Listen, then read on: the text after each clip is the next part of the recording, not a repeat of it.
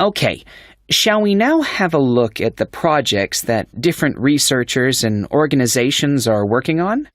For me, the project I really liked was the one at Tufts University. You know, where they've invented tiny edible patches to stick on fresh foods that show you what level of bacteria is present, and so whether you can still eat it. It's a great idea, as it tells you if you need to hurry up and eat the food before it goes off.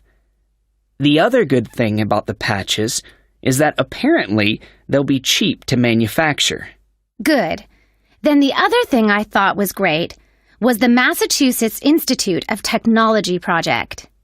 I hadn't seen that. Well, they've developed these sensors that can detect tiny amounts of ethylene. Ethylene is the natural plant hormone in fruit that makes them turn ripe, apparently.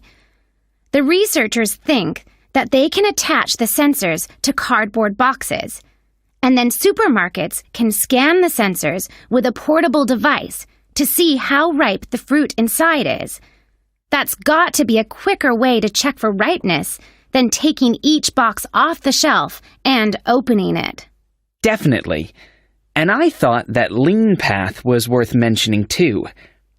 Their waste tracking technology means that caterers can see how much food is being wasted and why.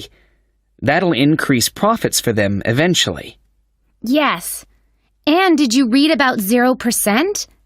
They've produced this smartphone application that allows restaurants to send donation alerts to food charities. The charities can then pick up the unwanted food and distribute it to people in need.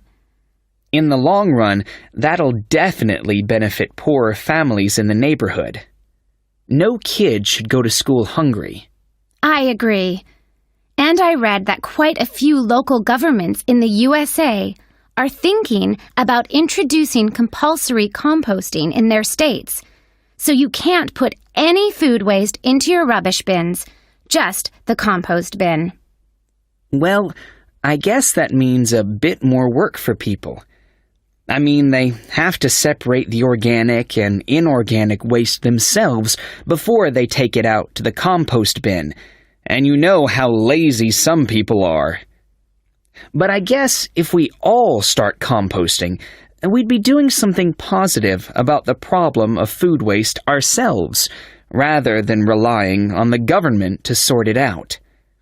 Having said that, not everyone has a garden, so I guess